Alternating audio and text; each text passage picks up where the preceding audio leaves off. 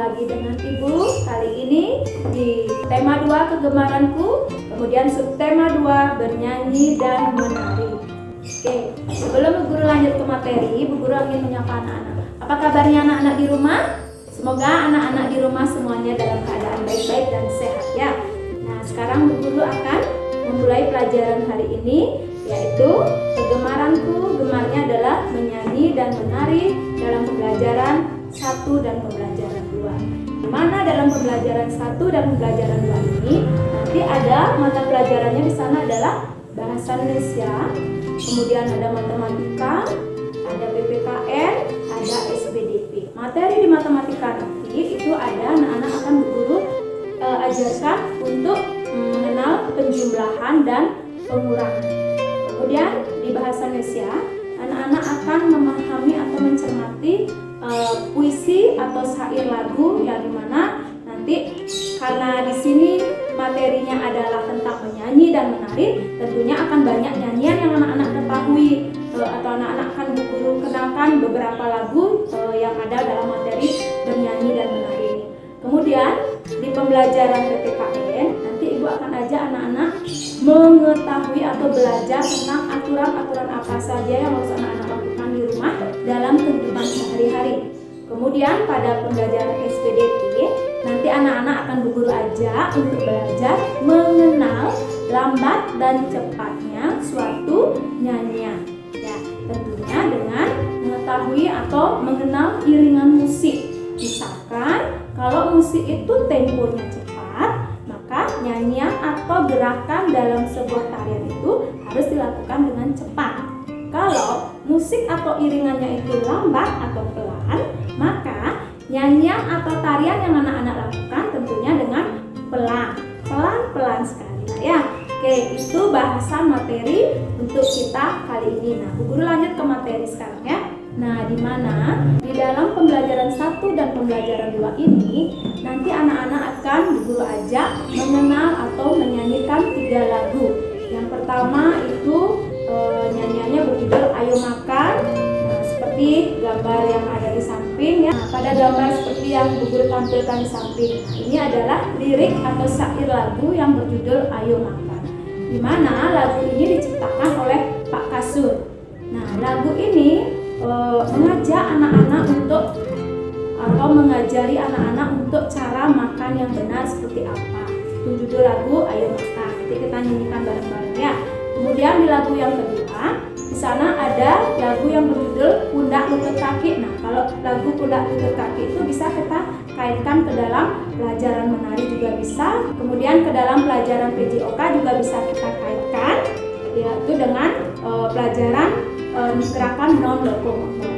Kemudian di lagu yang ketiga itu ada lagu Terima Kasih. Jadi semua lagu itu akan Bu Guru tayangkan pada gambar tersebut.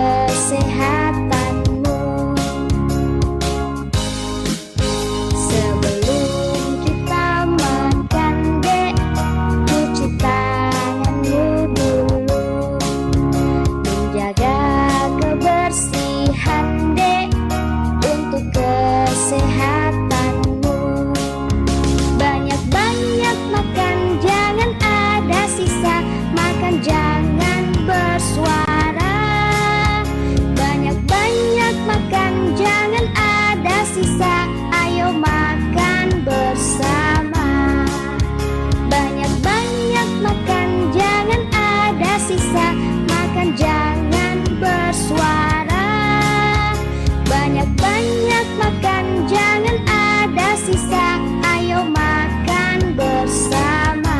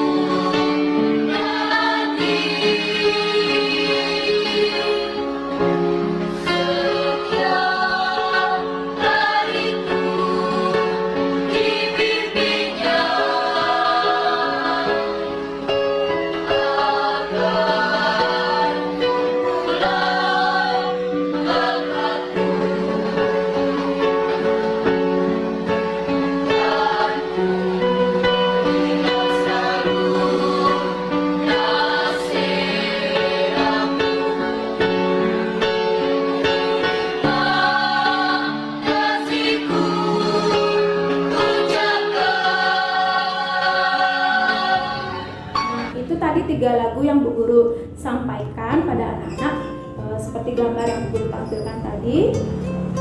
Lagu yang pertama itu adalah Ayo Makan. Nah, dalam pembelajaran SBDB, dalam nyanyian Ayo Makan itu bisa juga kita kaitkan ke dalam pelajaran PPKN, di mana anak-anak diajak untuk makan yang benar dengan aturan-aturan yang benar juga. Misalkan contohnya ada pada gambar nih. Nah, seperti gambar yang Bu Guru tampilkan di samping, di sini ada aturan anak-anak makan yang benar di meja makan. Seperti gambar yang Bu Guru tampilkan di samping, ini adalah aturan makan yang benar, di mana pertama anak harus lakukan saat makan itu adalah tentunya dengan mencuci tangan. Di sini ada gambarnya nak ya, mencuci tangan, kemudian anak-anak makan duduk yang benar di meja makan. Terus yang ketiga, makan tidak berserakan atau tidak bersuara. Kenapa harus dibuat seperti itu aturannya? Karena jika anak-anak tidak makan sesuai aturan itu, anak-anak akan bisa keselak atau batuk kalau kita makan sambil berbicara. Kemudian kalau anak-anak tidak mencuci tangan saat makan, itu bisa menyebabkan anak-anak sakit perut karena ada kuman di tangan anak-anak. Terus kalau anak-anak makan tidak sambil duduk, ya tentunya misalkan anak makan dengan berdiri, itu bisa menyebabkan anak-anak jatuh saat makan. Nah, itu adalah aturan anak-anak saat makan yang benar. Kemudian aturan yang salah, di sini juga ada pada gambar. Ya, aturan yang salah saat makan itu adalah saat makan piring anak-anak tinggalkan begitu saja di meja, itu sudah termasuk salah. Kemudian makan anak-anak sambil berbicara juga salah. Makan sambil berjalan-jalan atau berdiri itu juga salah. Dari melihat video yang Bu Guru tampilkan, manakah yang harusnya anak-anak ikuti, manakah aturan yang harus anak-anak ikuti saat anak-anak makan. Anak-anak bisa lihat dan simak video yang Bu Guru tampilkan tadi. Nah, selain aturan tadi yang harus anak-anak patuhi saat anak-anak makan, anak-anak juga perlu bersikap yang baik. Selain mematuhi aturan, anak-anak juga perlu bersikap yang baik. Sikap baik itu seperti apa? Maksudnya Bu Guru, sikap yang baik itu adalah anak-anak saat selesai makan, anak-anak membantu orang tua anak-anak untuk merapikan tempat makan, itu termasuk sikap yang baik dalam kehidupan sehari-hari ya, Nak ya. Kemudian yang kedua yang termasuk sikap yang baik adalah misalkan ibu sedang bekerja di dapur, terus anak-anak mengajak adik atau membantu ibu untuk merawat adik, itu juga merupakan sikap yang baik.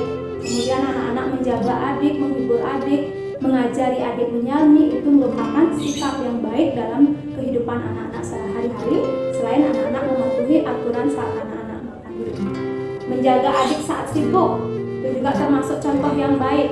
Kemudian merapikan mainan adik saat adik-adiknya bermain, kan dia tidak bisa merapikan mainan sendiri. Jadi anak-anak bisa membantu merapikan, itu juga termasuk contoh sikap yang baik. Ya, Nak ya? Terus yang mana termasuk sikap yang tidak baik? Ini juga ada Bu Guru sudah tampilkan. Merebut mainan adik saat bermain itu termasuk contoh sikap yang tidak baik. Jadi anak-anak tidak perlu meniru atau memberi contoh seperti itu pada adik ya. Kemudian yang kedua, membuat adik menangis, terus berpura-pura saat adik panggil kakaknya berpura-pura tidak mendengarkan, itu termasuk contoh sikap yang tidak baik. Anak-anak bisa berbuat dan bisa mengikuti mana contoh yang baik dan mana yang contoh tidak baik dari tayangan yang Bu Guru tampilkan pada gambar. Nah, itu kita tadi sudah pembelajaran SPDP-nya yang berhubungan dengan nyanyian, kemudian dikaitkan dengan pelajaran PKN yang berhubungan dengan aturan dan sikap. Nah, sekarang Bu Guru akan mengajak anak-anak untuk pembelajaran berikutnya, yaitu bermain peran. Di mana dalam pembelajaran bermain peran ini nanti akan dikaitkan dengan pembelajaran matematika ya. Nah, gambar di samping nanti Ibu akan memberikan 3 contoh pada gambar di samping, di mana anak-anak belajar bermain peran, kemudian dikaitkan dengan pembelajaran matematika. Di mana dalam pembelajaran ini anak-anak nanti akan belajar tentang sistem pengurangan.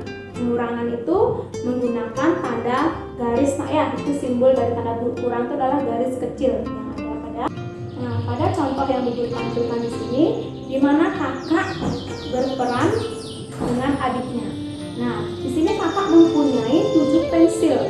Kemudian adik ingin meminjam 3 pensil tersebut. Apakah kakak memberikan atau tidak? Ya, tentunya memberikan. Itu sebagai wujud kakaknya sayang kepada adiknya. Jika kita kaitkan dengan pembelajaran matematika, maka dia menjadi 7 pensil dikurangi dengan 3 pensil, itu hasilnya adalah 4. Jadi sisa pensil kakak itu menjadi 4. Terus sisa pensil kakak setelah dipinjam adik itu adalah hasilnya 4 ya. Nah, pada contoh yang kedua, di sini ada gambar adik yang sedang menangis karena adik mempunyai 5 tahu, kemudian tahunya itu jatuh 2 nak, sehingga adiknya menangis. Itu dia adik bermain perannya apa? Sedih dia nak, karena tahu yang dia miliki 5 itu jatuh 2. Nah, sekarang jika kita kaitkan ke dalam pembelajaran matematika menjadi 5 tahu dikurangi 2 itu hasilnya adalah 3. Jadi tahu adik yang 5 itu jatuh 2, maka sisanya adalah 3. Nah ya, itu dalam pembelajaran matematika. Jadi perannya di sini ingat adiknya ya, gambarnya Bu Guru di samping ada adik yang memegang tahu, kemudian tahunya jatuh 2.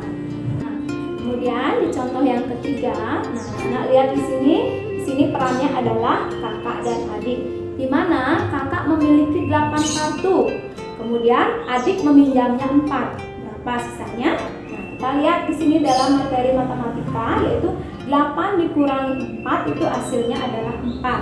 Jadi peran yang dilakukan kakak ke adik itu adalah peran yang mempunyai sikap yang baik ya, karena kakaknya mempunyai 8 kartu, kemudian diberikan adiknya untuk meminjam lagi 4, sehingga hasilnya itu adalah 4. Jadi adiknya memiliki kartu, kakaknya pun juga memiliki kartu. Nah, itu pembelajaran peran dan yang dikaitkan dengan pembelajaran matematika. Sekarang Bu Guru lanjutkan dengan lagu yang kedua, yaitu kepala, pundak, lutut, dan kaki. Nah, seperti ada gambar di sampingnya ya. Nah, di mana di dalam pembelajaran SPDP yang berhubungan dengan nyanyian kepala, pundak, lutut, dan kaki, itu semuanya adalah digerakkan dengan cara diam di tempat. Kalau kita kaitkan ke dalam pembelajaran PJOK, itu termasuk dasar gerakan non-lokomotor. Kenapa Bu Guru katakan gerakan non-lokomotor? Karena gerakan yang dilakukan oleh nyanyian kepala, pundak, dan lutut, dan kaki itu adalah posisi badannya dengan berdiri diam. Yang bergerak itu hanya tangan memegang bagian dari tubuh ini, tapi posisi badannya tidak berpindah tempat. Itu dikaitkan dengan pelajaran PJOK. Nah, kita bisa lihat di sini gambarnya nak ya. Ini adalah gambaran dari nyanyian lagu kepala, pundak, lutut, dan kaki. Nah, itu anak-anak bisa lakukan gerakan itu dengan iringan musik, yaitu dari syair lagu kepala, pundak, lutut, dan kaki. Nah, jika kita kaitkan ke lagu yang pertama atau ke gerakan lambat atau cepat, nanti anak-anak bisa mengikuti gerakan ini dengan iringan musik atau lagu nyanyian kepala, pundak, lutut, dan kaki. Nah, itu lagu yang kedua. Nah, sekarang kita lanjut lagu yang ketiga, yaitu Terima Kasihku. Nah, sekarang Bu Guru ingin menyampaikan apa makna atau ungkapan yang terkandung dalam syair lagu Terima Kasihku.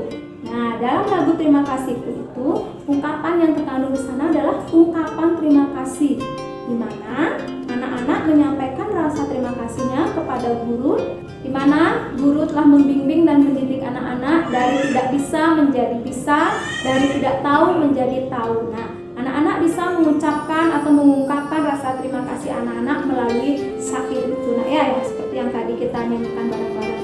Selain dari syair itu, anak-anak juga bisa mengungkapkan perasaan anak-anak atau pesan anak-anak kepada guru anak-anak atau kepada orang tua anak-anak sebagai wujud rasa terima kasih anak-anak. Selain dengan menyanyi atau menulis syair, anak-anak bisa menyampaikan dengan menulis pesan. Misalkan contoh seperti tampilan di sini. Nah, anak-anak ingin memberikan pesan itu kepada siapa atau ingin menyampaikan pesan itu kepada siapa? Jadi anak-anak tulis di sini. Pertama kepada bapak atau ibu guru, atau mungkin kepada orang tuanya anak-anak. Lalu dari siapa pesan itu? Ya tentunya dari anak-anak, karena anak-anak yang menulis pesannya. Nah, terus yang ketiga, pesan apa yang anak-anak ingin sampaikan? Misalkan seperti syair lagu tadi, rasa terima kasih anak-anak yang mungkin ingin anak-anak sampaikan kepada guru yang telah mendidik dan membimbing anak-anak. Kemudian mungkin kepada orang tua, rasa terima kasih anak-anak karena orang tua anak-anak telah merawat, menjaga, dan menyayangi anak-anak dari kecil sampai anak-anak seperti sekarang ini. Ya nak ya? Nah, itu adalah wujud atau ungkapan terima kasih anak-anak yang anak-anak ungkapkan kepada gurunya. Oke anak-anak, segitu dulu materi yang Bu Guru sampaikan di pembelajaran tema 2, subtema 2 dalam pembelajaran 3 dan pembelajaran 4. Selamat belajar di rumah dan jangan bosan-bosan belajar. Dadah.